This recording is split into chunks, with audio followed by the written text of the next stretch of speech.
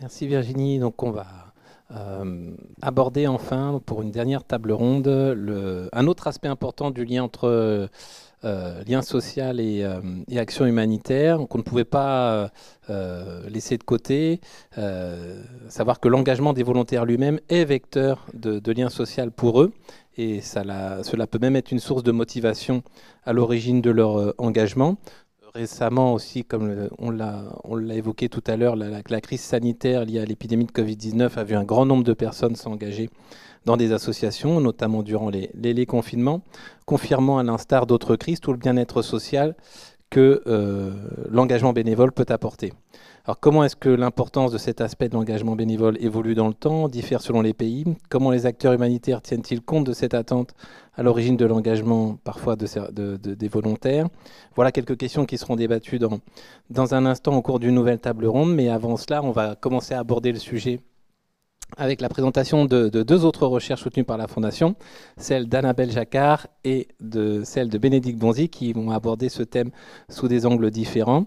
Alors, je vous présente d'abord, Annabelle, vous êtes psychologue clinicienne et docteur en psychopathologie et psychanalyse de l'Institut des Humanités, Sciences et Sociétés de l'Université de Paris. Vous avez aussi travaillé au Centre d'accès aux soins et d'orientation de Médecins du Monde à Saint-Denis, puis avec Action contre la faim, Médecins sans frontières en République centrafricaine et au Malawi. Et la recherche que vous avez conduite avec le soutien de la Fondation s'inscrit effectivement, comme le disait Virginie, dans notre vaste programme de recherche sur l'action bénévole en contexte épidémique. Elle s'intitule « L'impact psychosocial de la crise sanitaire de la Covid-19 sur les volontaires du Croissant Rouge aux Comores. Quelle place à l'accompagnement psychique et à la prise en charge de la santé mentale ?»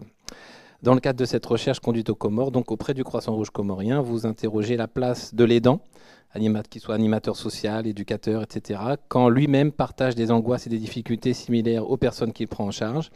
Et aussi, vous analysez la possibilité de résilience et d'anticipation des besoins psychosociaux sur le terrain des équipes de travailleurs sociaux de première ligne.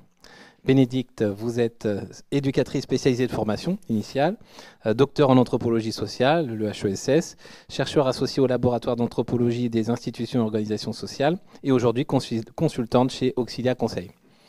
Votre thèse intitulée « Fin de droit, fin FAIM », fruit d'un terrain de 5 années auprès des bénévoles des Restos du Cœur, a permis de rendre visibles certains impacts physiques et psychologiques de l'aide alimentaire sur les personnes. C'était votre premier sujet. Et la recherche que vous avez conduite avec le soutien de la Fondation s'intitule « Pourquoi et pourquoi, en 2 mots, s'engager, délier, lier et relier ». Vous l'avez conduite auprès de bénévoles de la Croix-Rouge française afin de comprendre comment et pourquoi, dans quel but ils se sont engagés dans l'action sociale. Voilà, vous avez notamment... votre recherche a notamment permis de mesurer les écarts entre ce qu'une personne imagine et désire en s'engageant et les réalités d'un quotidien difficile où elle se heurte à la pauvreté notamment. Voilà, donc merci encore à toutes les deux d'être là aujourd'hui. Annabelle, je reviens vers vous. Avant de vous entendre nous exposer les principaux résultats de votre recherche, j'aimerais revenir sur les multiples expériences professionnelles que vous avez, les multiples casquettes. Vous êtes à la fois chercheuse qui travaille sur l'action humanitaire et en même temps psychologue clinicienne qui travaille dans l'humanitaire. Donc je voulais juste vous questionner, savoir comment vous jonglez avec ces multiples casquettes. Voilà, comment vous arrivez à gérer tout ça. Merci beaucoup.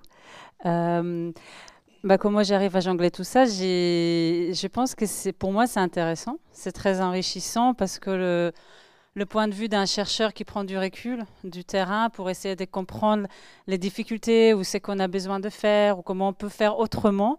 Et l'acteur humanitaire qui est dans l'action et qui parfois pas le temps, n'a pas le temps de prendre du recul et puis il rentre dans des logiques qui parfois ne sont pas la sienne, mais qui sont venus par le fait qu'il faut faire ceci, il faut faire cela, il faut amener l'action jusqu'au bout. Et donc j'essaie d'alimenter l'un et l'autre. Et je pense que c'est intéressant parce que par rapport à la recherche aux Comores notamment, je suis venue avec déjà quelques notions de qu'est-ce que c'est d'être en humanitaire sur le terrain, des difficultés qu'on peut avoir. Et en même temps, quand je suis sur le terrain, là récemment avec MSF, j'ai réussi aussi à mener une petite recherche pour pouvoir penser un peu autrement. Les choses qu'on fait parce qu'on fait comme ça depuis certaines années. Donc je trouve ça intéressant et ça vient aussi avec le métier de psychologue qui est à la fois dans la recherche et dans la clinique. Et voilà. 2 expériences complémentaires, quoi. Voilà, oui, j'espère que ça va évoluer. Je suis au début. Merci Annabelle. On va gardez la bonne habitude de ne pas prendre trop de retard, donc je vous invite à présenter les principaux résultats de votre recherche maintenant. Et puis, voilà, pour votre recherche qui a été conduite entre 2021 et 2022, avec le soutien de la plateforme d'intervention régionale de l'océan Indien, ou la PIROA, de la Croix-Rouge française, donc, qui est une organisation basée à La Réunion et qui est chargée des interventions de secours en cas de catastrophe, notamment dans le sud-ouest de l'océan Indien. Voilà, et aussi en collaboration, bien sûr, avec nos amis du Croissant-Rouge comorien. Voilà, on vous écoute. Bonjour à tous. Donc, j'ai mené une recherche aux Comores, aux 3 îles, le Grand Comore, Anjouan et Mohéli, avec les volontaires du Croissant-Rouge comorien, qu'on appelle le CRCO, qui est l'antenne locale de la Croix-Rouge française aux Comores. J'ai rencontré 47 volontaires, hommes et femmes, tous adultes, qui ont travaillé en première ligne durant la pandémie, dans le but d'analyser justement l'impact psychosocial de cette crise de Covid sur eux, et proposer un cadre de soutien psychologique pour les volontaires. Donc c'était une recherche-action. Les rencontres avec les volontaires ont eu lieu sous forme d'entretiens individuels, formations interactives et groupes de parole, en utilisant aussi la technique du jeu et de la relaxation. Et on a conduit ça durant les mois d'août et décembre 2021. Et vous voyez les images derrière moi qui reflètent ces moments-là, avec beaucoup de jeux de rôle aussi. Suite à ce travail de terrain, j'ai mis en avant le paradoxe auquel les volontaires font face dans leur travail, et notamment durant la pandémie. D'un côté, on voit les volontaires qui se sentent sollicités et en cela très utiles et importants pour la communauté en temps de crise. Mais d'autre part, les personnes peuvent rapidement se sentir fragilisées et malmenées sans reconnaissance de la hiérarchie. Une connaissance qui comprend 2 choses. 1, l'indemnité par des per diem, l'argent donné aux volontaires pour leur déplacement au repas. Mais pas que ça, aussi 2, l'attitude et le fait de prendre en charge émotionnellement les volontaires. Donc j'ai partagé ces résultats en quelques catégories essentielles. Tout d'abord, et ce qui était l'objectif premier de la recherche, j'évaluais le niveau de stress auquel les volontaires ont dû faire face lors de la crise du Covid-19. Et si des symptômes de stress continuent à exister chez certains d'entre eux sur le long terme, à savoir plus d'1 mois après la phase aiguë de la crise. Et aux Comores, on fait référence à la 2e vague, janvier-mars 2021. Et en effet, nous avons constaté, j'ai constaté, que chez la majorité des volontaires, c'est-à-dire chez 30 parmi les 47 que j'ai vus, des réactions et des symptômes qui relèvent du stress aigu sont apparus. Il y a eu des signes de mal-être en lien direct avec l'événement, mais qui sont limités dans le temps et qui ne perturbent pas l'ensemble de l'équilibre psychique du sujet. Et il est à noter que ces cas sont plus récurrents chez les volontaires qui ont travaillé de près avec le corps, qui ont manipulé les corps, qui devaient laver les corps de malades, etc., enfin des morts. Et parce que l'effet du trauma face à la mort devient encore plus réel dans ces situations-là. Il y a eu 6 volontaires aussi qui ont exprimé des symptômes qui perdurent plus qu'1 mois et qui perturbent leur quotidien et leur équilibre mental et qui sont survenus pendant le travail durant la pandémie. Mais au-delà des réactions de stress, l'organisation même du travail du volontaire durant la crise a été mise en cause par la majorité des volontaires. Selon de nombreux d'entre eux sur les 3 îles, le fait que l'organisme ne tient pas les promesses d'indemnité et peut parfois même culpabiliser les volontaires quand ils demandent leur dû, devient vraiment intolérable pour certains. Et nombreux volontaires ont même abandonné leur engagement. Pas tous, mais certains. Et sachant aussi que le Comore, c'est un des pays les plus pauvres au monde, et avec un taux de chômage très élevé, et le per diem de volontaires joue un rôle vraiment essentiel dans leur engagement. Et certains se sont sentis bien préparés et soutenus face à la crise par l'ONG, tandis que d'autres ont mis en avant surtout le manque d'écoute et de soutien. Aussi, les plaintes de mal-être relèvent du lien difficile de certains volontaires avec leur entourage durant la crise du Covid. Les volontaires révèlent les difficultés qu'ils ont vécues avec leur famille et les communautés. Et ils disent qu'ils étaient très troublés par le fait que la communauté elle-même les a souvent accusés de recevoir de l'argent afin de déclarer qu'il y a Covid chez eux, ou encore les agresser verbalement et parfois physiquement, les accusant d'être responsables de l'arrivée du Covid-19 dans leur village. Il y a eu même un jeu de rôle qui a été joué avec un chef de village qui menaçait au couteau le volontaire du Croissant-Rouge. Donc cette colère qu'ils ont subie sur le terrain s'est manifestée aussi parfois à la maison. Et chez certains, elle a engendré des situations conjugales très tendues, parfois violentes, notamment pour les femmes volontaires. Et un volontaire nous dit « Les amis, les membres de ma famille ont eu peur de me voir durant le Covid, par peur que je les contamine. Ils ont fui quand je suis arrivée au quartier. » Et face à la prochaine crise, un autre volontaire dit, avec une pointe d'ironie, « On est déjà vacciné », faisant à la fois bien sûr référence à la vaccination réelle, mais aussi à la capacité de faire face au stress. Donc le souhait de ces volontaires est que le responsable hiérarchique puisse prendre les responsabilités, car selon ses propos, j'accumule le stress. On a vu aussi les pratiques magico-religieuses et la place de la croyance qui sont essentielles chez les volontaires aux Comores pour faire face au stress. C'est que j'ai développé davantage dans mes rapports et je ne vais pas développer ici, mais peut-être dans les questions. Ainsi, suite à ces résultats, j'ai affirmé le besoin pour le volontaire d'être soutenu, contenu et entendu face à leurs questionnements et face à leurs difficultés sur le terrain. De cette recherche a découlé la proposition concrète pour mettre en place un cadre de suivi, de soutien et d'écoute pour le volontaire, et on souhaite d'une façon plus régulière au sein du Croissant Rouge comorien. Merci. Merci Annabelle.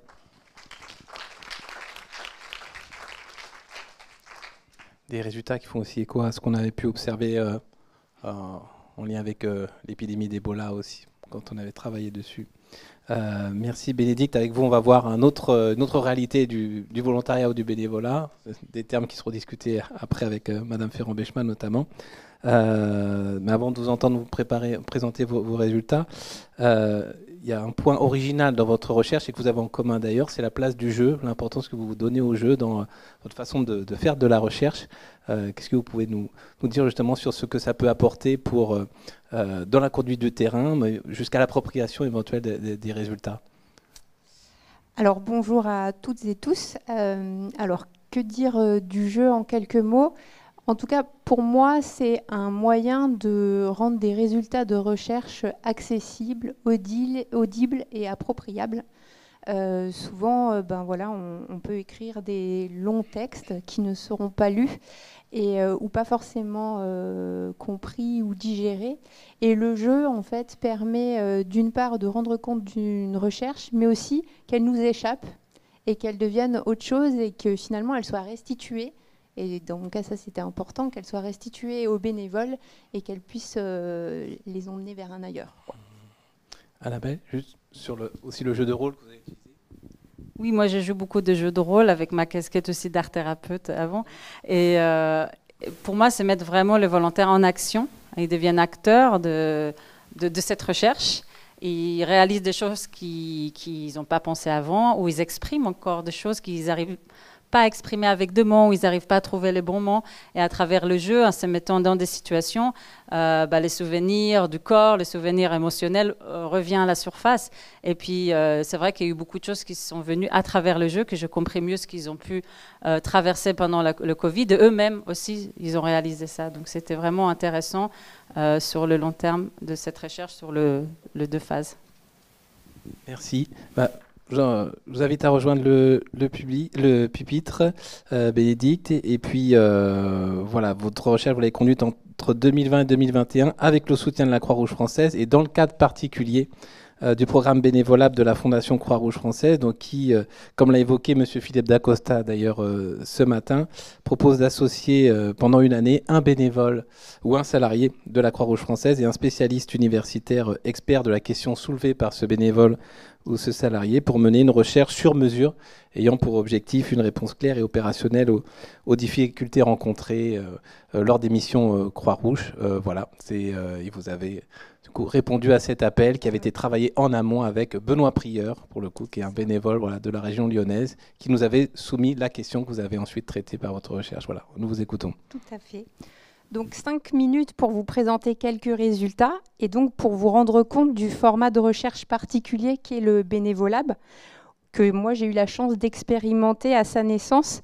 Donc comme ça vient d'être dit, comment ça fonctionne? C'est la fondation qui propose aux bénévoles qui le désirent de proposer une question de recherche et cette question qui est ensuite proposée dans le cadre d'un appel à de jeunes docteurs. Et grâce à la Fondation, j'ai été mise en lien avec Benoît Prieur pour explorer sa question. Et j'y ai mis aussi des mots qu'on a déjà utilisés, lier, délier, relier, pourquoi s'engager. Et à partir de là, c'est moi qui me suis engagée dans cette recherche. Et je me suis engagée aux côtés des bénévoles, dans un format aussi de recherche-action. Et cette expérience a été impactée par la crise sanitaire, mais elle m'a changée par tout ce que j'ai découvert. Parce que peut-être que ce qu'on peut retenir aussi, c'est que l'engagement, ce n'est jamais celui qu'on pense, c'est celui qu'on vit et qui nous transforme. S'engager à la Croix-Rouge, c'est prendre part à une histoire qui a commencé sur un champ de bataille. C'est comprendre que le secourisme, c'est l'ADN, quand l'action sociale, elle arrive beaucoup plus récemment. C'est comprendre que ces deux branches, elles ont parfois du mal à se rappeler qu'elles appartiennent au même tronc. Soigner, ça va nécessiter de passer des diplômes. Et du coup, c'est une fonction qui apparaît au niveau des bénévoles plus noble que de distribuer des boîtes qui seraient finalement à la portée de tout le monde. Mais s'engager dans l'action sociale à la Croix-Rouge, c'est saisir que la question alimentaire est un nouveau champ de bataille, aujourd'hui en France, mais dans le monde. Et que donner une boîte de conserve n'a finalement rien d'évident. Sur ce champ de bataille, j'ai rencontré des témoins d'un monde invisible, bien déterminés à changer le cours de l'histoire. Et l'engagement porte, l'engagement transporte, il rend heureux par l'agir collectif, mais j'ai aussi rencontré des héros fatigués, pour reprendre l'expression de Romain Pudal. Et je remercie vraiment les bénévoles des confidences qu'ils ont pu me faire, car normalement, un héros, ça ne se plaint pas. Et on porte seul le poids de ce qu'on affronte. C'est d'ailleurs finalement ce qui rend héroïque. Toutefois, à la lecture de ces témoignages, laissez-moi vous interroger sur le caractère héroïque d'arriver à formuler ces mots. En étant un bébé, on meurt dans la rue, quoi. Je ne sais même pas si c'est une forme d'infanticide social. On se lasse, on se dit ça ne va pas. Aider les gens, c'est bien, mais 3, 4, 5 ans, ça sert à quoi? Si une part de mes résultats montre l'incroyable solidarité qui unit les bénévoles, les expériences partagées, les vestes échangées qui font de ces personnes un même corps agissant, je me dois de lever un tabou à propos du désengagement. Une faille qui n'est absolument pas propre à la Croix-Rouge et qui est liée finalement à l'ego du bénévole qui s'engage pour lui, pour prendre une revanche sur son parcours professionnel ou personnel. Et du coup, qui sont rapportés par d'autres bénévoles qui vont confier, il y a des présidents qui s'accrochent à leur siège, qui ne veulent pas en partir, qui bloquent tout. Et des expériences aussi très difficiles pour certains bénévoles qui se sont ressentis maltraités. Même dans le travail, on ne traite pas les gens comme ça. Les prises de pouvoir font que certaines personnes qui voulaient agir vont être dans l'impossibilité de le faire et elles vont alors ressentir et observer que leur engagement peut servir à d'autres fins. Alors oui, ils se désengagent, mais avec amertume. Et c'est dans ce sentiment amer que finalement se révèle l'utilitarisme.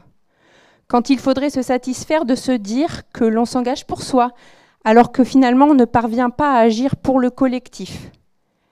Faire quelque chose de bien devient alors très différent de faire le bien, et le sentiment d'être utile peut devenir rapidement le sentiment d'être utilisé pour faire autre chose que la promesse que l'on s'était adressée.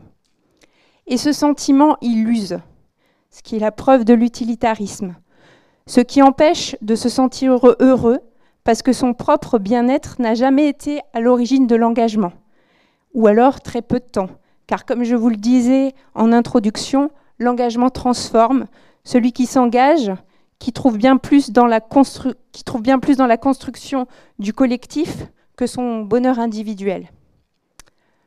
Aussi, c'est dans cet esprit que cette recherche-action aboutit à une proposition: jouer, mettre en scène, utiliser le théâtre forum pour mettre en mots les mots des bénévoles, pour transformer le cours des choses et conforter alors ces bénévoles dans leur véritable utilité, celle qu'ils choisissent d'avoir quand ils décident de s'engager.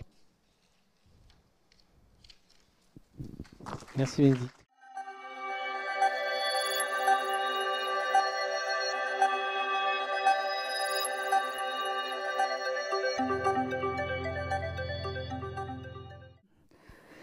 J'ai le devoir de vous repréciser des termes dont on a parlé depuis ce matin, et c'est peut-être un peu ennuyeux, mais je crois que c'est important de temps en temps de différencier des termes qui finalement, depuis un certain nombre de décennies où j'étudie le sujet, ont énormément changé du fait de la pratique. Voilà, alors le bénévolat, c'est quelque chose dont tout le monde parle, tout le monde sait de quoi il s'agit, mais c'est pas si évident que ça. D'ailleurs, on va sortir un ouvrage, et mes 2 camarades y participent, sur le trouble dans le bénévolat. Le bénévolat, théoriquement, c'est une action sans rémunération, une action qui n'a pas d'obligation et une action qui va vers autrui. Mais tout cela est largement remis en question par un changement je dirais, de perception du bénévolat, de changement de pratique du bénévolat et peut-être du fait d'une action qui travaille de plus en plus, je dirais, avec les bénéficiaires. Je crois que c'est une des choses qui marque le plus le bénévolat actuellement. L'empowerment, il y a 20 ans, on m'avait demandé de parler d'empowerment au Canada. Je me demandais vraiment ce que c'était que cette bête-là, surtout au Canada, où on ne parle pas anglais. Puis en fait, on s'aperçoit de plus en plus qu'on s'est posé la question du rôle des aidés avec les aidants, etc. Alors le volontariat, Florence Yaden est la grande spécialiste de cette question. Le volontariat, c'est quelque chose, moi je me souviens quand je travaillais chez Kouchner, en fait on s'était posé la question, effectivement, le bénévolat c'est souvent inégalitaire parce que tout le monde ne peut pas faire du bénévolat. Alors qu'en introduisant des programmes de volontariat, on introduit la possibilité pour des personnes qui ont peu de ressources de travailler au moins avec un petit défraiement. En fait, ce qui se passe pendant longtemps, ça a été des classes moyennes qui travaillaient là, et puis c'était un petit peu l'argent de poche. Mais peu à peu, il y avait un certain nombre de programmes, je citerai Unicité, et puis surtout les programmes de volontaires tels que tu en parles, qui faisaient rentrer des gens pour qui le petit stipendium qui arrivait, en fait, pouvait faire vivre une partie de la famille. Voilà. Mais c'est très important de bien différencier bénévolat et volontariat, parce que le fait qu'en anglais, on dise volunteer, qu'en italien, on dise volontariato, fait finalement que souvent, il y a une confusion. Chez nous, c'est très, très différent. Moi, je suis sans arrêt en train d'être obligée de le repréciser. C'est plus facile en allemand, où on dit Ehrenamt, le travail d'honneur, parce que c'est tout à fait différent. Mais chez nous, il peut y avoir une confusion. Voilà. Alors ensuite, on va parler de solidarité. Mes collègues en ont parlé tout à l'heure. En fait, pour moi, la solidarité, c'est quelque chose d'inhérent normalement au fonctionnement de toute société, mais finalement, on choisit son groupe auquel on est solidaire, un groupe d'appartenance, un groupe religieux, un groupe éventuellement d'origine, voilà, on choisit. Mais c'est vrai que dans un certain nombre de pays, et moi je l'ai senti parce que j'ai fait un peu d'action communautaire en Afrique, à La Réunion, à Madagascar, en fait, on s'aperçoit quand même que les bénévoles, c'est un truc de pays riche, hein, c'est un truc de pays capitaliste. Et l'entraide et la solidarité, je dirais, c'est évident dans un certain nombre de pays. Mais c'est vrai qu'il y a une différence entre la solidarité et l'entraide. L'entraide, pour moi, c'est plutôt... Alors, dans la solidarité, vous pouvez aider des gens qui ont des problèmes et vous n'en avez pas. Par exemple, vous allez partager, vous êtes une famille, vous allez accueillir des Ukrainiens ou des Syriens, comme je vous disais que j'en ai vu il y a un certain nombre, 2-3 ans. Et dans l'entraide, il y a plus l'idée qu'on partage le même problème. C'est beaucoup plus, c'est différent. C'est-à-dire ça peut être sur une base beaucoup plus égalitaire. Pendant le Covid, je fais aussi de la sociologie urbaine, je me suis aperçue que dans un certain nombre de voisinages, effectivement, on aidait ses voisins, mais les voisins vous aidaient. C'est de l'entraide. C'est différent. Voilà. Donc, je dois poser un certain nombre de questions à mes camarades, donc à la fois à Ajmal, à Hugues Pénicaud et à Bénédicte et Annabelle. Et moi, ce qui me frappe dans la question du bénévolat, qui est quand même l'outil actuelle des solidarités, je dirais même pas supplémentaires, c'est souvent essentiel dans un certain nombre de services, c'est le fait que cela produit à la fois du lien social, parce que c'est une des productions du bénévolat, mais c'est aussi important pour les bénévoles eux-mêmes. Ce dont on s'aperçoit aussi, c'est que cette question du lien social, cette motivation du lien social, elle change au fur et à mesure de l'engagement. C'est-à-dire on va s'engager effectivement parce qu'on s'ennuie et puis on veut rencontrer d'autres personnes. Mais une fois que vous êtes engagé dans l'association, votre motivation de lien social change. Alors j'aimerais bien qu'on parle de ça, c'est-à-dire le processus de changement et d'évolution du lien social dans l'engagement. Alors je ne sais pas si, peut-être qu'on va commencer en donnant la parole à Hugues Pénicaud. On est obligé d'aller vite. Je m'y suis engagée. Voilà, alors parler de lien social s'agissant du bénévolat, c'est revenir un petit peu aux sources de ce qu'est la question de l'engagement, parce que fondamentalement, si on reprend un petit peu ce qu'est la logique associative, c'est la capacité que l'on donne à des gens de s'associer dans un but commun, et c'est ça qui, moi, je pense intéressant dans cette affaire, c'est que au-delà de ce que l'on fait dans une association, c'est la façon dont on le fait, et plutôt que d'agir, de faire, de décider, le truc, c'est la capacité que l'on a à agir ensemble, à faire ensemble, à décider ensemble. Et donc, ce qui caractérise assez fortement la question de l'engagement associatif, c'est justement cette capacité que des personnes ont à se mettre en lien, à effectivement faire ensemble. Et ce qui est intéressant de voir, c'est que bien souvent, les uns et les autres démarrent un engagement bénévole par une générosité un petit peu naturelle, et que bien souvent, les choses... Ça marche encore, oui, oui. Et que bien souvent, la dimension de l'engagement se déplace au moment où justement les personnes comprennent effectivement qu'elles ne sont pas là pour faire, mais elles sont là pour rentrer dans une logique du faire ensemble. Et faire ce déplacement, c'est ça aussi qui nous prémunit de ce que vous évoquiez, les questions des engagements. C'est quand effectivement des gens accaparent le pouvoir, accaparent l'action. C'est parce que justement ils n'ont pas été dans cette capacité à comprendre que s'associer, c'est rentrer dans cette capacité à faire ensemble, c'est pas s'accaparer, c'est justement partager, et c'est effectivement créer du lien social.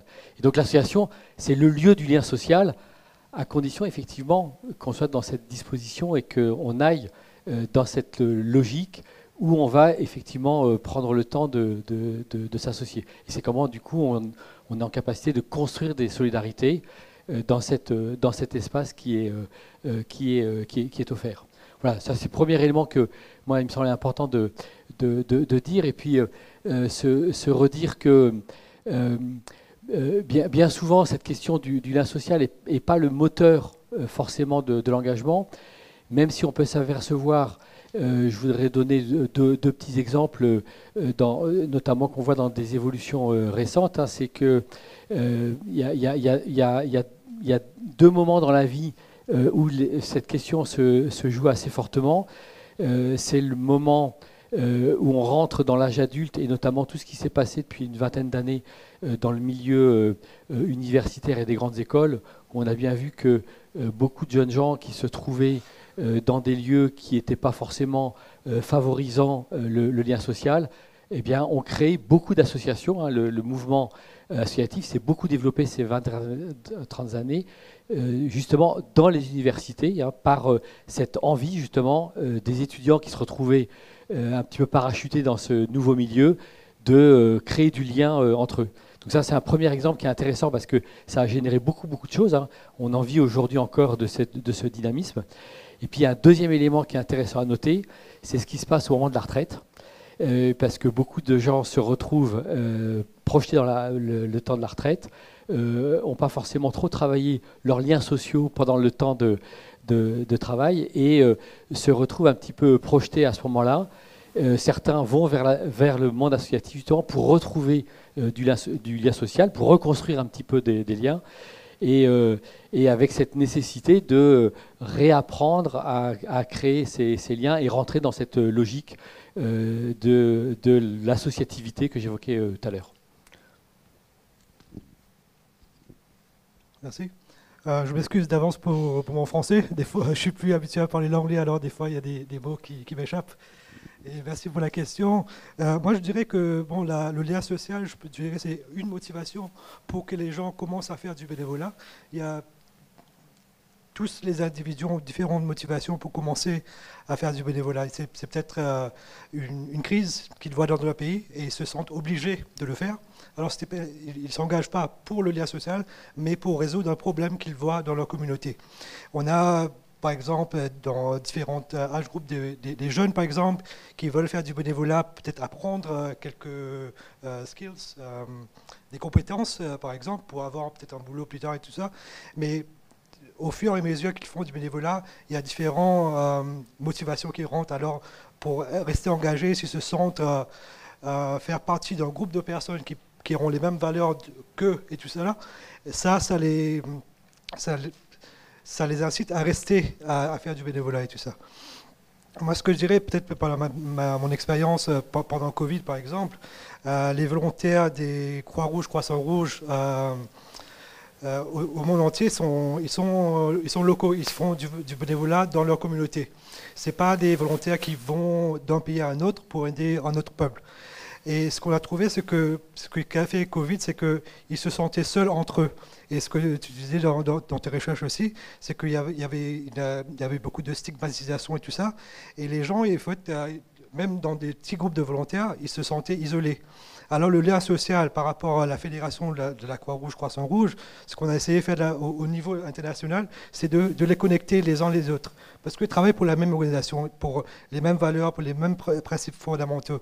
Et ça leur a vraiment beaucoup aidé à continuer à faire le travail, parce qu'ils voyaient que les problèmes, les défis à quoi ils étaient présentés, ce n'était pas eux seuls, ça arrivait dans beaucoup d'autres pays. Et alors on a créé un vrai mouvement de volontaires pour qu'ils se sentent que voilà, ils appartiennent à cette organisation et qu'ils pouvaient compter sur l'expérience des autres. Comme quelqu'un avait dit avant, quand ça a commencé en Chine, c'est passé en Italie, tout ça, il y a beaucoup d'autres pays où le Covid n'était pas encore arrivé.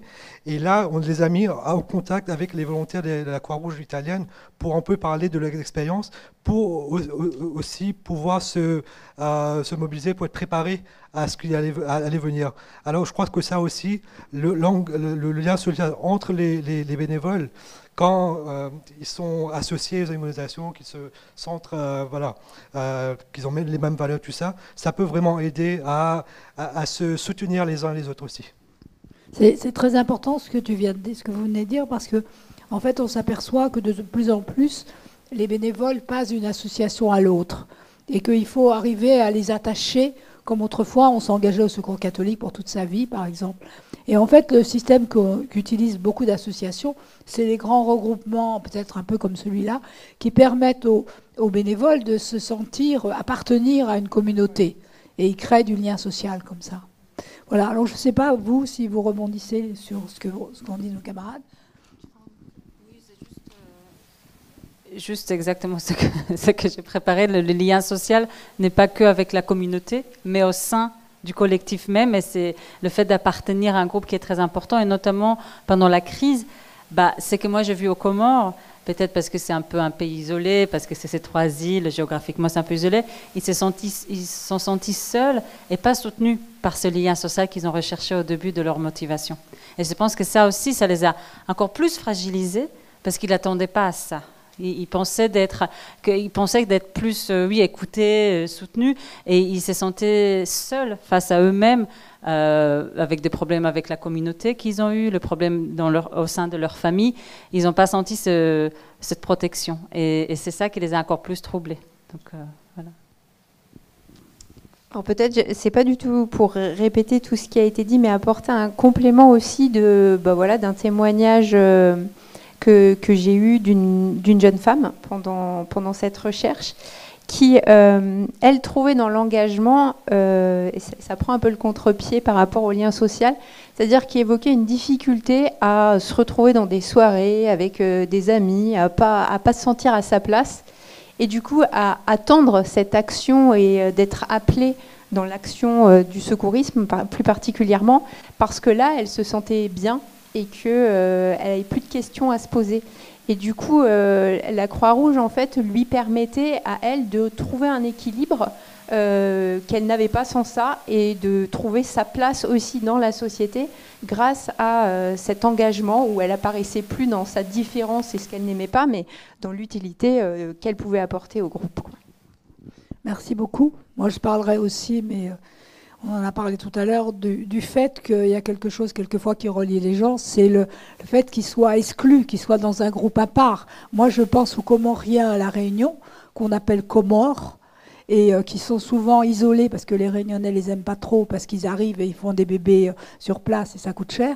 Et effectivement, ce qui fait leur force à eux, c'est d'être ensemble contre les Réunionnais. Bon, c'est une autre question, mais il faut aussi la souligner.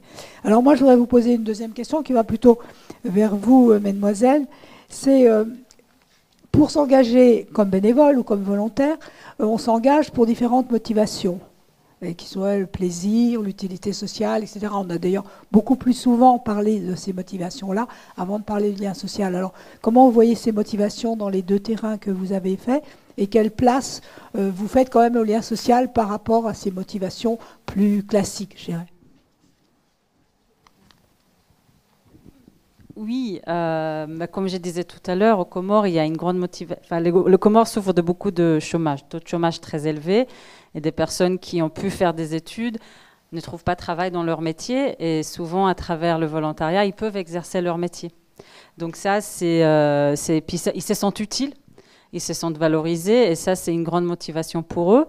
Et moi, ce que j'ai senti, par cette proximité aux Comores entre le Croissant Rouge comorien, où il n'y a que de volontaires, et la Croix-Rouge française, où on peut devenir salarié, c'est cet espoir-là qu'il y a ce passage-là du Croissant Rouge, qu'un jour on pourra devenir salarié. C'est aussi une motivation qu'ils ont pu partager avec moi. Mais bien sûr, ils ont tous, et puis je peut-être parlerai après, quand on parlera plus de contexte culturel, ils avaient tous cet engagement humanitaire, de vouloir vraiment être au sein de leur communauté, d'aider, etc. Mais ces motivations professionnelles étaient aussi très, très importantes. Alors, moi, à chaque fois que j'ai posé cette question sur pourquoi l'engagement, puisque c'était quand même l'objet de la recherche, eh bien, en premier lieu, c'était pour être utile. Mais finalement, après, dans le discours et dans la suite de l'échange, c'est pas forcément ce qui ressortait. Et ce qui ressort beaucoup, c'est aussi le fait de trouver une sorte de famille et une organisation familiale au sein du groupe, et qui devient très très importante. Et d'où après ces blessures quand il y a une manque de reconnaissance ou des abus, parce que du coup il y a beaucoup d'affect et beaucoup d'intime. Et quand j'observe en fait que ça crée vraiment un changement chez les personnes, c'est qu'en effet je crois pas qu'ils se disent qu'ils vont trouver une famille, mais après il y a un vrai attachement à des personnes avec lesquelles ils reconnaissaient qu'ils n'auraient pas eu de lien s'ils s'étaient rencontrés à l'extérieur. Et pourtant, il y a des mariages à la Croix-Rouge, il y a des bébés à la Croix-Rouge, et donc le lien social est quand même quelque chose qui va au-delà même du lien social, qui est vraiment des liens intimes dans ce que partagent les personnes. Merci beaucoup. C'est intéressant ce que vous avez dit tous les deux, mais Annabelle, je soulignerai le fait qu'effectivement le bénévolat est aussi un moyen de se fabriquer un curriculum. C'est vrai pour les étudiants, c'est aussi pour ça que même dans les grandes écoles, on les incite à faire du bénévolat. Ils ne restent pas forcément d'ailleurs ensuite engagés dans les associations où ils ont fait leur stage, même à Sciences Po Paris, on parle de stage bénévole, ce que je trouve un peu étrange, mais c'est comme ça. Voilà. Alors maintenant, je crois qu'il faudrait qu'on revienne toutes les deux, puis ensuite on reparlera tous ensemble sur la question des différences culturelles. On l'a senti très nettement ce matin quand on a entendu notre ami qui parlait du Togo. Effectivement, il y a des grandes différences qui me font dire finalement qu'effectivement le bénévolat dans certains pays n'existe pas, parce qu'il y a de l'entraide et de la solidarité. Voilà, alors je ne sais pas comment, à partir de vos terrains, comment vous voyez les choses. Si je reviens sur le Comore, donc effectivement c'est un pays très ancré dans la tradition et dans la religion musulmane. Et donc Mais ça ne veut pas dire que tout le monde fait du volontariat. Moi, je parle de volontaires. Mais les volontaires que j'ai rencontrés, pour eux, c'était un devoir. C'était un devoir pour eux de faire ce qu'ils ont, de cet engagement-là qu'ils ont près de leur communauté. Et c'est aussi un pays qui n'est pas individualiste, un pays qui, c'est comme une grande famille, hein, les 3 îles. Moi, je disais souvent, il fallait que je trouve un traducteur qui ne connaît pas les volontaires sur chaque île, et j'ai eu du mal parce que tout le monde est cousins à la fin, où ils se connaissent. Donc c'est vrai qu'il y avait vraiment une appartenance très très forte, et ils étaient très fiers. Par exemple, il y avait un qui m'a dit, maintenant dans mon quartier on m'appelle Docteur Covid, alors qu'il n'est même pas médecin, hein. Enfin, mais il est très très content, et donc il y a eu beaucoup de cet apport-là. Pour eux, l'engagement, voilà, ils doivent le faire, c'est dans leur ADN, c'est porteur, et ils sont vraiment ancrés dans cette idée-là. Après aussi, ce qui diffère, comme on a dit, et je reviens, la situation socio-économique aux Comores, donc avec le pays pauvre, un taux de chômage très élevé. C'est vrai que le per diem était un enjeu très important. Même avant que j'arrive pour la recherche, il fallait que je prévoie le per diem pour que le volontaire vienne à ma recherche. Pour qu'ils viennent me parler. C'est que moi j'ai compris complètement, parce que je travaillais déjà en Afrique. Je sais que, par exemple, quand on mène des formations dans nos communautés, il faut donner le per diem pour que les jeunes viennent à la formation. C'est que je comprends complètement, parce que c'est un jour de travail pour eux, pour nourrir la famille. Mais c'est vrai que tout ça a mis des relations un peu parfois difficiles, mais une fois que j'ai compris d'où venait, il y a eu une colère qui s'est cristallisée autour de du Covid. Par rapport au fait que le per diem n'était pas donné. Et donc moi qui viens faire une recherche pour voir quel impact ça a eu sur eux, la crise, si moi je ne donne pas le per diem, ça va pas du tout. Donc bon, ça a été très bien parce qu'on a donné les per diem, on a fait le repas, mais ça a beaucoup joué là-dedans. Ça a beaucoup joué là-dedans, et c'était une motivation très très importante. Par exemple, il parlait aussi du mépris qu'ils ont pu sentir dans les hôpitaux dans lesquels ils se sont déployés, qui n'ont pas eu la nourriture pendant une journée. Il y avait je me souviens, un volontaire qui disait ici on a fait le ramadan tous les jours, parce qu'on n'a pas eu à manger. Et donc il y a eu beaucoup de colère. Et donc c'est vrai que d'un côté, ils disent je préfère de travailler gratuitement parce que rester à la maison sans rien faire. Et le fait de s'engager dans le mouvement, pour moi, c'était vraiment de préserver de ce désespoir qu'ils peuvent avoir en vivant aux Comores, désespoir de ne pas avoir un travail, de ne pas faire mon métier, de ne pas pouvoir faire quelque chose pour ma famille. Donc c'est quelque chose qui motive et qui est important, mais quand tout ce dont ils ont espéré n'a pas pu être tenu, c'est vrai que là, il y a l'affect qui a joué beaucoup, l'émotionnel, et la déception était très forte.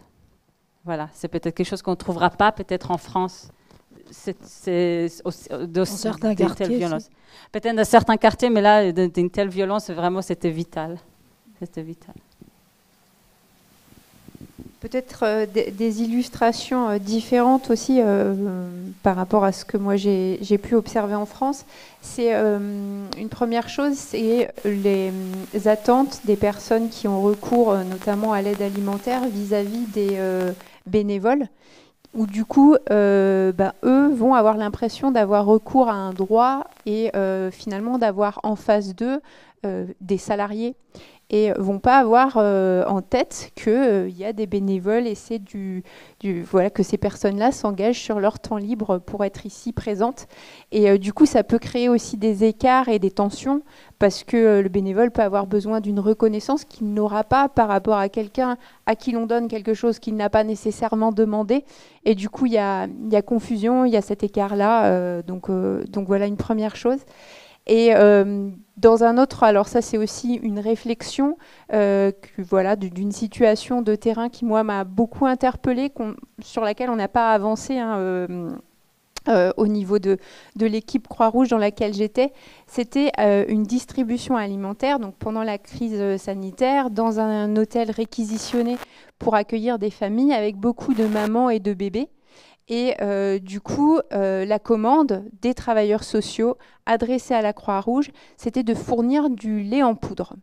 sachant que la Croix-Rouge ne distribue pas du lait en poudre de manière continue, donc ça allait être une aide ponctuelle. Et sur les fiches, on s'aperçoit qu'en fait, on a des bébés qui ont 2 jours, 3 semaines. Donc là, moi, je me dis, mais ça veut dire qu'on est en plein allaitement et que du coup, qu'est-ce que ça va induire de donner ces boîtes de lait là maintenant? Quel message on donne et quelle est notre responsabilité de le faire. Et là, c'était aussi intéressant dans le groupe où j'étais, où moi, je me posais ces questions-là parce que jeune maman en plein allaitement, et du coup, en connaissant toute cette galère et toutes les entraves que ça peut être, on était avec un jeune homme qui, lui, du coup, était très content de pouvoir aider. Et finalement, les bénévoles sont toujours particulièrement heureux de pouvoir aider des bébés. Et donc voilà, c'était aussi finalement pour moi un peu voilà, des rencontres culturelles, générationnelles, de plein de choses, où finalement, dans ces engagements-là, c'est pas du tout évident de croiser tout ça, quoi.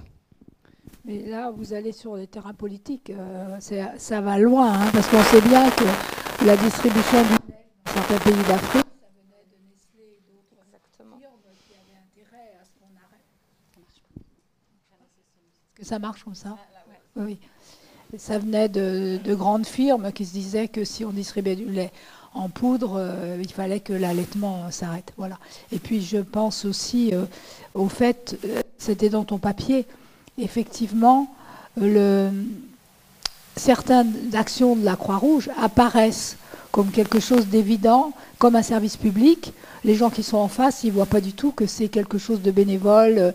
Voilà, ça pose des questions sur la place de la vie associative par rapport, et des actions associatives par rapport à l'action de l'État. C'est là aussi, c'était aux Comores. Hein, et c'est pour ça que quand la communauté les a accusés de mener le Covid chez eux ou avoir de l'argent pour déclarer qu'il y a le Covid chez eux, ils étaient vexés au plus profond d'eux-mêmes, parce qu'ils se disent, mais je fais ça pour eux gratuitement. Ouais. Voilà. Alors on en vient à une question, je m'adresse aux messieurs. Effectivement, qu'est-ce que vous pensez, vous, de ces différentes motivations, de la place du lien social? Et puis finalement, c'est une question qu'on me pose toujours, est-ce que le bénévolat est un acte gratuit quand on sait qu'il y a d'autres recherches, d'autres motivations plus rémunératrices en termes de lien social, par exemple? Sur les motivations, ce qui est intéressant de noter, hein, vous l'avez signifié, c'est que les motivations qui arrivent assez spontanément, c'est la question de l'utilité, c'est la question de se retrouver dans un réseau, de faire des nouvelles rencontres. Et pour autant, depuis une dizaine d'années, ce qui est assez étonnant, c'est que les travaux qu'on mène à France Bénévolat, Recherche et Solidarité montrent que dans les motivations qui sont très émergentes et qui montent et qui sont même en train d'arriver en tête, il y a l'idée que mon engagement bénévole, c'est une façon d'exprimer ma citoyenneté. C'est une motivation qui monte très, très, très fortement et donc qui est intéressante parce qu'elle tend à montrer que les questions d'engagement sont des questions qui sont assez profondes dans la question des motivations. Et c'est un des éléments notamment qui nourrit ce qui a été évoqué ce matin sur les questions d'empowerment et de envie et capacité que de plus en plus de bénévoles expriment, de faire en sorte d'associer les personnes, les bénéficiaires, les personnes accueillies. Et donc on voit qu'il y a une conscience citoyenne qui est de plus en plus forte. On l'observe, et c'est plutôt heureux, elle est d'autant plus forte chez les jeunes, hein, qui l'expriment de façon extrêmement forte. Et donc c'est intéressant d'abord parce que ça nourrit l'engagement, et du coup ça amène une responsabilité assez importante du côté des associations, parce que ça veut dire qu'effectivement il faut entendre cette motivation qui est plus ou moins exprimée, et ça veut dire qu'il faut beaucoup investir dans le collectif. Hein. Les associations doivent aujourd'hui travailler sur ces questions de collectif pour permettre effectivement que les logiques d'engagement soient un petit peu nourries, que les personnes puissent prendre le temps aussi d'exprimer ce qu'est leur propre engagement. Il y a beaucoup d'associations où on fait ce travail-là, d'autres on ne fait pas du tout ce travail-là. On n'aide pas les bénévoles à prendre le temps de s'asseoir pour donner du sens à ce qu'ils font pour faire en sorte de prendre un petit peu de hauteur sur la façon dont ils agissent. Tout à l'heure, quelqu'un disait c'est pas rien que de donner un colis alimentaire. C'est vrai que c'est pas rien. Ça veut dire qu'il faut prendre le temps de s'asseoir pour prendre le temps de prendre la mesure de ce qu'est cet acte de solidarité et lui donner tout son sens. Voilà. Donc, à la fois des motivations qui évoluent, dont on sent qu'elles évoluent de façon positive parce qu'elles sont de plus en plus chargées, notamment sur les questions de citoyenneté. Et du coup, c'est une responsabilité importante pour les associations pour justement faire vivre ce collectif et aider à nourrir la logique d'engagement. À la fédération, on a beaucoup de sociétés nationales, des Croix-Rouge, Croissant-Rouge qui viennent vers nous, qui disent nos volontaires ne sont pas motivés pour continuer. Qu'est-ce qu'on peut faire? Et en fait, on a commencé à travailler sur un outil récemment qui est basé sur la théorie de l'autodétermination, qui est une théorie qui dit qu'il y a 3 choses clés pour que quelqu'un peut continuer d'être motivé dans ce il ou elle fait, l'activité. C'est l'autonomie, la compétence et l'appartenance.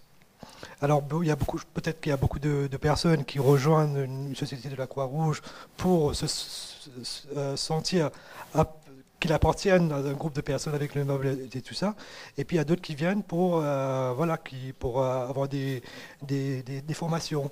Et puis des fois, c'est très top-down, je ne sais pas comment dire, mais tout est design en haut, et puis les volontaires, ils doivent faire juste le delivery. Et alors, ils n'ont pas d'autonomie dans ce qu'ils font. Et je pense qu'on doit avoir une bonne balance entre ces 3 axes-là pour que la personne qu'on puisse continuer à évoluer, pour qu'ils se sentent épanouis dans leur activité. Alors je pense qu'il faut avoir vraiment une bonne balance entre les 3 pour ne pas être trop directive aux volontaires, donner un peu d'autonomie pour pouvoir aussi qu'ils peuvent proposer des nouveaux projets, par exemple. À la Croix-Rouge, c'est pas juste que, voilà, maintenant on a beaucoup de défis comme le changement climatique et des trucs comme ça. Il y a beaucoup de gens qui veulent faire quelque chose dessus. Mais combien de sociétés nationales font des initiatives pour changer le climat et tout ça? Alors il faut vraiment prendre en compte les choses que les gens veulent faire et comment les équiper à faire ces actions-là. Merci beaucoup. On en vient à l'avant-dernière question. Alors, en fait, quand j'ai commencé à travailler sur le bénévolat, j'avais une collègue hollandaise qui disait qu'un bénévole qui a réussi, c'est un bénévole qui est inutile. Alors, il est inutile soit parce qu'il a supprimé le problème qu'il doit résoudre, soit que la personne qui l'aide ait pris sa place. C'est les deux systèmes. Mais en Hollande, ils ont un peu la théorie des self-help groups, qui sont un petit peu différents de nos associations. C'est-à-dire c'est plutôt des groupes d'entraide. Alors que la question que je vous poserai encore à vous, messieurs, c'est finalement cette question de l'empowerment et la question de la relation entre l'aidant et l'aidé, et le rôle éventuel du bénévole. Ça a été bien évoqué ce matin. On voit bien qu'il y a une question qui est assez centrale dans la façon, effectivement, d'appréhender l'implication, l'acte de solidarité. Alors ça peut se traduire de différentes manières.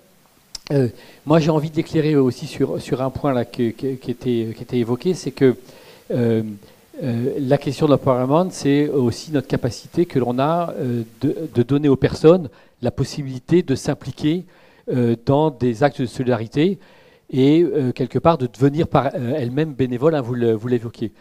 C'est un sujet qui doit nous interpeller parce que, en tout cas en France, la réalité est la suivante, c'est que le bénévolat, globalement, est plutôt réservé aux catégories les plus incluses. Pour donner juste un chiffre, vous avez deux fois plus de chances de faire du bénévolat si vous avez un niveau Bac plus 3 que si vous avez un niveau Bac. 2 fois plus de chances. C'est colossal. C'est même une interpellation extrêmement forte qui est faite au mouvement associatif. Le monde associatif, en fait, quand on regarde ce qui est la réalité des logiques d'engagement, n'est pas inclusif. Enfin, en tout cas, les chiffres le montrent. Et donc, il y a du coup une responsabilité importante à se dire, effectivement, comment on arrive à développer des pratiques qui permettent d'être plus inclusives, qui font que, eh bien, on ne construise pas des engagements associatifs d'entre-soi, ce qui est parfois une réalité extrêmement forte, et puis 2, qui soient des réalités d'engagement qui permettent d'aller au-devant des personnes et de faire de la place. Alors on peut citer, je citais la question du niveau scolaire, mais on s'aperçoit que le monde du bénévolat est à peu près fermé aux personnes en situation de handicap. Au nom parfois de l'utilitarisme. Il y a plein de personnes en situation de handicap qui se retrouvent aux portes des associations parce que eh bien, les associations ne sont pas en disposition, bien souvent n'ont même pas réfléchi à la question. Ou bien les personnes en situation de handicap vont se retrouver dans des associations de personnes en situation de handicap, ce qui n'est pas forcément leur aspiration. Elles ont envie d'être bénévoles, j'ai envie de dire, comme tout le monde. Voilà. Et donc, de la sorte, cette question, ça c'est un chantier important qu'on travaille à France Bénévolat, qui est du bénévolat pour tous, est une façon intéressante aussi pour repenser la façon de poser l'engagement dans notre société, de poser la question du collectif, l'ouverture que l'on peut avoir vers l'extérieur. Voilà, c'était la façon dont je voulais aborder votre question. Moi, je rebondirais en disant que je ne suis pas d'accord. Alors, je vous laisse. C'est pas que je suis pas d'accord. Je pense qu'il y a dans beaucoup de pays que je pense que je disais avant parce qu'il y a aucune structure qui vienne à l'aide des personnes. Et alors les gens même qui sont démunis et tout ça, ils sont forcés de faire quelque chose. Et là, c'est pas, ça arrive dans beaucoup peut-être dans les villes et tout ça, les gens qui ont plus de moyens, ils vont faire du bénévolat pour aider ceux qui sont plus vulnérables.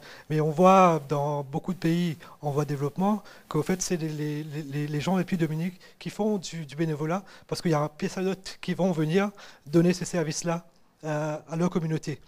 Mais c'est vrai que quand je parle avec des collègues des sociétés nationales européennes, c'est ce qu'ils disent beaucoup, c'est que le concept du bénévolat, c'est vous avez un statut comme ça, vous aidez les plus démunis, et ces personnes-là qui n'ont jamais eu la chance de faire du bénévolat, ils se sentent au fait qu'ils ne sont pas capables.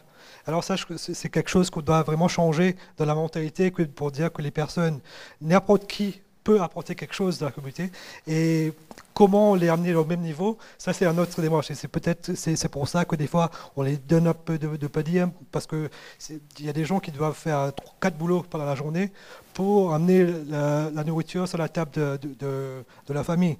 Alors si un podium peut l'aider à faire une action sociale et se rendre compte que ils peuvent se sentir utiles, pourquoi pas. Je ne dis pas que ça qu'on doit faire ça partout. Mais je pense qu'il y a différents moyens de donner une opportunité aussi aux personnes qui se voient comme les gens affectés pour aussi avoir l'opportunité de faire du bénévolat. C'est un peu ce que je voulais dire en fait. Ça marche là ? Oui. En fait, c'est vrai qu'il y a une inégalité très grande dans le bénévolat, c'est-à-dire c'est des gens plus cultivés, plus riches, plus éduqués, etc. Bon. Et plus vieux, les hommes en haut, les femmes aux petites mains, etc. Tout ça, c'est vrai. Mais si vous regardez du côté des groupes plus défavorisés, à ce moment-là, on s'aperçoit qu'il y a davantage d'entraide et davantage de solidarité. Moi, j'ai fait une grosse étude sur les quartiers. On m'avait demandé d'amener d'ailleurs des gens des cabinets ministériels. C'était intéressant parce qu'ils découvraient qu'effectivement, il y a une solidarité énorme. Je voudrais simplement donner un exemple. Dans une association qui aide les personnes sans domicile fixe, on s'est aperçu que c'était des personnes très pauvres, très, très faibles économiquement, qui allaient donner à manger aux gens qui sont dans les hôtels et qui ne peuvent pas se faire de nourriture puisqu'il n'y a pas d'endroit pour...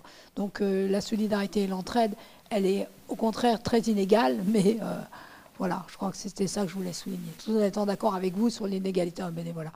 Voilà. Alors on va peut-être terminer tous ensemble, effectivement, pour faire un petit peu un point sur ce rôle du lien social, le rôle du bénévolat, pardon, pour recoudre le lien social, les liens sociaux. Donc, je ne sais pas si vous voulez rajouter quelque chose. Moi, ce que je voudrais dire aussi, c'est qu'on n'a pas parlé d'une catégorie de personnes engagées. Je finis par parler plutôt d'engagement, parce que ça remplace tous les mots qu'on a utilisés. On n'a pas parlé des militants. Et finalement, les militants, c'est quand même une catégorie très importante des bénévoles. Tous les militants sont bénévoles, sauf les rares qui sont des permanents, mais tous les bénévoles ne sont pas militants. Mais je dirais que beaucoup de bénévoles deviennent militants. Voilà, par le terrain. Donc, je ne sais pas si vous avez quelque chose à dire pour conclure les uns les autres. Oui, peut-être aussi pour rebondir sur ce que tu viens de dire, et puis poser une question aussi plus ouverte et plus complexe, parce que les bénévoles et certains militants agissent aussi pour venir pallier à une destruction des liens sociaux et à une véritable casse sociale du service public. Et ça pose question aussi de se dire, ok, alors quand je fais ça, je le fais parce que je ressens l'urgence viscéralement. Je me dis que je dois le faire pour pouvoir me regarder le matin dans la glace. Mais à quoi je participe en réalité ? Est-ce que je transforme ou finalement est-ce que j'encourage ce système qui petit à petit met des personnes dans la précarité en supprimant des emplois ? Et du coup, je pense que, en tout cas en France, c'est une question nouvelle qui apparaît chez des personnes qui s'engagent au départ en tant que bénévoles, qui deviennent petit à petit militants parce qu'ils voient ce qu'ils voient sur le terrain ne leur convient pas et ne correspond pas à la citoyenneté qu'ils sont venus finalement développer et expérimenter en s'engageant.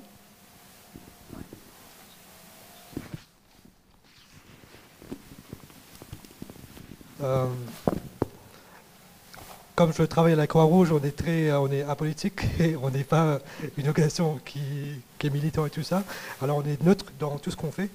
Alors je ne peux pas parler du volontariat de ce secteur, mais je suis complètement d'accord avec vous que j'ai connu beaucoup de volontaires au sein de la Croix-Rouge qui ont quitté parce qu'ils disent qu'on est trop neutre. Des fois, il faut vraiment prendre position à des injustices et tout ça. Et alors pour nous, c'est un peu compliqué des fois, parce qu'à cause de notre situation, on est auxiliaire au gouvernement et tout ça. Alors on doit faire attention à comment on acte et tout ça.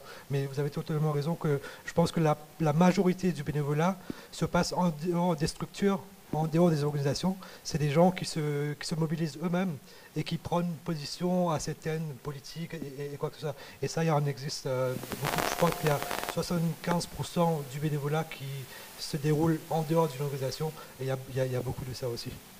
Oui, puis je pense qu'il y a un militantisme apolitique. Mais c'est encore un autre colloque. Juste pour prolonger ce que vous disiez, c'est ce qu'on observe, c'est une diversification assez forte. On l'a vu tout à l'heure, des motivations à l'engagement, mais aussi des formes d'engagement qui se diversifient de façon assez importante. Et il y a même, on peut dire, une accélération, avec en particulier effectivement de plus en plus de formes d'engagement en dehors des structures, ou bien des choses qui naissent dans des logiques, on va dire, de ce qu'on appelle de bénévolat direct, et puis après qui peuvent se structurer. Et ça veut certainement dire aussi pour les associations et pour des associations, des institutions un peu comme la Croix-Rouge, c'est à un moment donné la capacité aussi à être attentif à ces nouvelles formes d'engagement, à faire de la place, à être attentif à la fois aux nouveaux enjeux et puis à la capacité d'initiative et aux envies que les uns et les autres peuvent avoir envie de développer, et comment l'association est en capacité de faire de la place à des initiatives. Là, il y a sûrement un défi qui est lié à cette diversification des formes d'engagement. Merci beaucoup. Est-ce qu'on a 5 minutes de débat ou on a des questions ?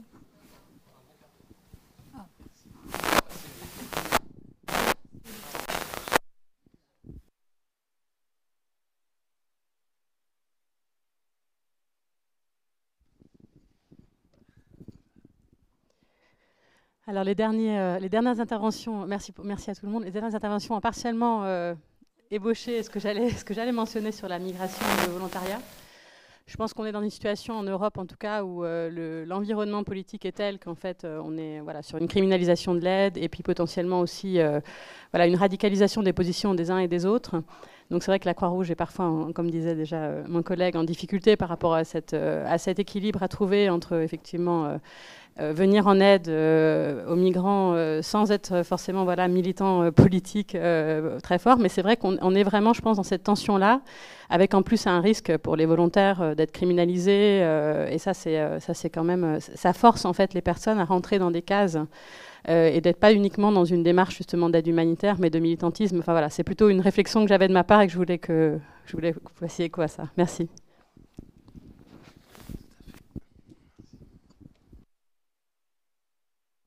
Il n'y avait pas forcément de commentaires en ligne. Est-ce qu'il y a d'autres questions?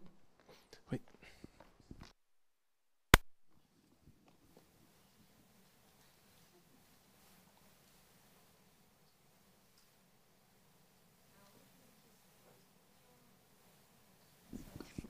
J'ai une question plutôt pour Adjmal, mais ça s'adresse à vous tous. C'est sur un lien social particulier. Adjmal, tu parlais d'une plateforme que vous avez créée pour les bénévoles pour qu'ils se soutiennent entre eux, mais au niveau mondial. Il y a un lien social dont on ne parle pas, c'est le lien social à l'international, parce qu'on parle des bénévoles aux Comores, on parle des bénévoles en France. Finalement, est-ce que ça aide, au moins pour les organisations qui sont transnationales ou qui promeuvent des valeurs universelles, finalement, à construire ce lien entre les sociétés?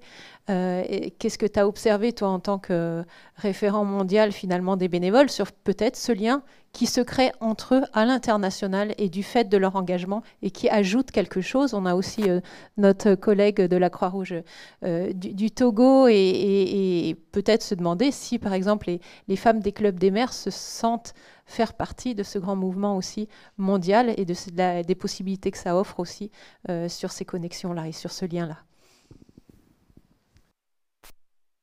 Merci. On peut peut-être répondre déjà à ce première part de cette question. Merci pour la question. Au fait, le plateforme, on vient de le créer. C'est assez, je crois, c'est à 4 mois environ, et on essaie d'encourager les volontaires de venir sur le plateforme et tout ça.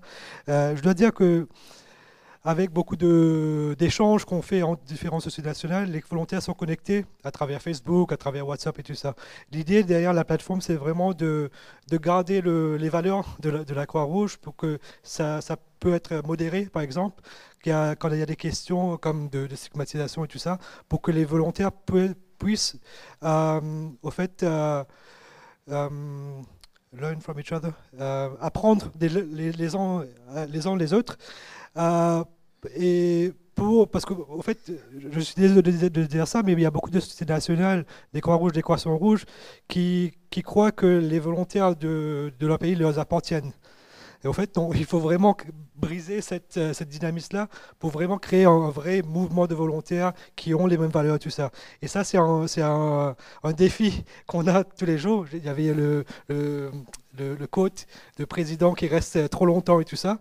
Mais en fait, on voit ça aussi beaucoup au sein de la Croix-Rouge et du Croissant-Rouge. Et en fait, c'était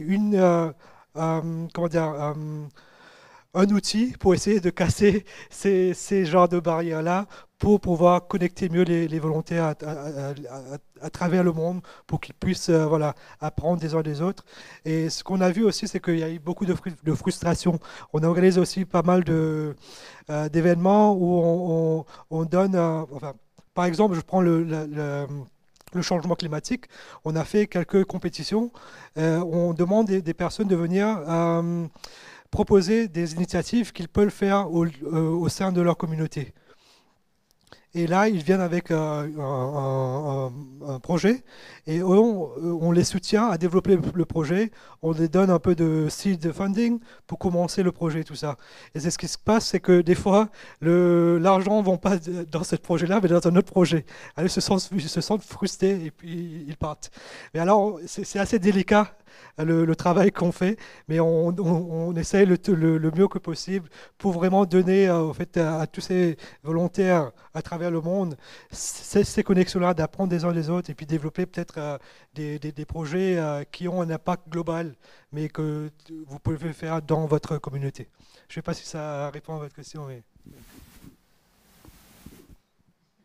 Moi, je voulais prolonger votre réflexion là sur les questions d'engagement et je l'ai entendu sur cette question de la liberté aussi de s'engager. Je voulais juste faire un petit propos là-dessus, hein, c'est que la loi de 1901, la fameuse loi de 1901, c'est une loi de liberté, hein, c'est la loi pour la liberté de s'engager. Fait partie d'une des libertés fondamentales qui n'est pas forcément toujours bien identifiée. Et c'est intéressant de se dire que cette liberté, elle est parfois un petit peu mise à mal. Alors, parfois, dans les associations, on la met à mal, hein, cette liberté d'associer, quand on considère que les bénévoles, ce sont mes bénévoles. Hein, et on doit entretenir, nourrir cette logique de liberté, hein, même si eh bien, c'est important de faire en sorte que l'engagement bénévole repose sur un principe de liberté. Et puis on s'aperçoit aussi que dans notre société, il y a un poids de plus en plus fort et qui parfois vient contraindre cette liberté de s'associer. Vous avez tous les délits de solidarité pour lesquels ont été poursuivis des bénévoles, hein, qui, par solidarité, aidaient des personnes qui étaient migrantes. Alors ce délit de solidarité a été cassé et le Conseil constitutionnel a même reconnu la question de la solidarité, enfin la fraternité au titre des principes constitutionnels. Hein, c'est une réalité constitutionnelle. Liberté et de l'égalité qui sont bien encadrées. La fraternité n'était pas du tout posée dans les textes. Là elle est reconnue comme principe constitutionnel. Mais on voit aujourd'hui que la question des libertés associatives est parfois malmenée. Hein. Il y a pas mal d'exemples qu'on a pu observer ces derniers temps. Et je termine en disant qu'il nous appartient aussi dans les associations à cultiver cette question de la liberté de s'associer. Et c'est une question qui nous interroge en premier lieu sur nos pratiques. Hein, et c'est comment effectivement on entretient cette logique de liberté et qui est une façon aussi de nourrir les logiques d'engagement. Est-ce qu'il y a encore une question ? Il y a quelque chose dont on n'a absolument pas parlé, et moi qui m'apparaît quand je me balade dans les associations, c'est la difficulté du lien social entre les salariés et les bénévoles. Alors en plus de ça, s'ajoute quelquefois la difficulté entre le salarié et les personnes aidées. Mais je ne sais pas ce qu'il en est à la Croix-Rouge, puisque vous avez la chance d'avoir des salariés et des bénévoles, ce qui n'est pas le cas, et des volontaires, ce qui n'est pas le cas dans toutes les associations.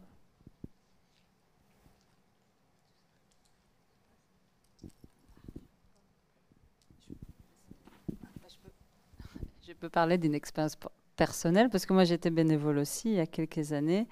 Et c'est vrai que parfois, c'était pas évident de travailler autant que bénévole avec des salariés.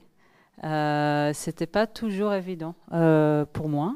Pas toujours évident d'être écouté, d'être entendu, même si j'étais diplômée, j'étais jeune diplômée psychologue, mais c'est vrai que j'ai peut-être aussi à travers ma recherche, je peux aussi beaucoup m'identifier avec quelques difficultés que les volontaires aux Comores ont pu partager avec moi, parce que je les connus un petit peu différemment, hein, pas dans les mêmes urgences de contexte, pas du tout dans le même contexte social et économique, mais dans le même contexte de reconnaissance.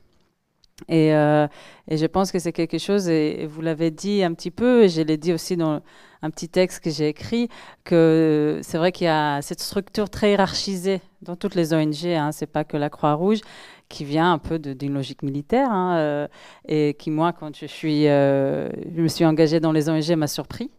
Et je pense que, bon, on pourra, ça c'est un autre débat, mais donner plus la place aux personnes qui sont plus bas de la pyramide, qui sont le bénévole et les volontaires, mais qui sont peut-être au plus près des personnes, des bénéficiaires du terrain, de leur donner plus de place à décisionnaires aussi. Et ce que vous avez dit sur l'autonomie, oui, l'autonomie, et voilà. Donc mais en tout cas, moi, c'est vrai que j'ai quitté le monde du bénévolat parce que je me suis sentie pas confortable. Peut-être juste, oui, en complément sur deux postures encore.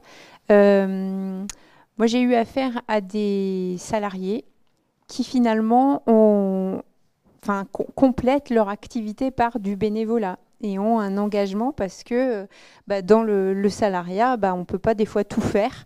Donc il y a un engagement et finalement du temps bénévole qui vient compléter le temps salarié. Et de l'autre côté, il y a aussi des personnes qui, par exemple, qui ont recours à l'aide alimentaire, mais qui s'inscrivent aussi en tant que bénévoles pour avoir l'impression, mais c'est pas qu'une impression, pour être aussi dans une relation d'échange. Et du coup, voilà, je pense qu'il y a des frontières finalement qui parfois sont très complexes et qui du coup viennent encore complexifier aussi la question que tu poses de tous ces liens-là, parce que en effet, finalement, quelqu'un qui à la fois distribue mais reçoit, eh bien, il peut avoir sur lui un regard très particulier de part et d'autre. Donc voilà, c'est aussi des positions à prendre en compte.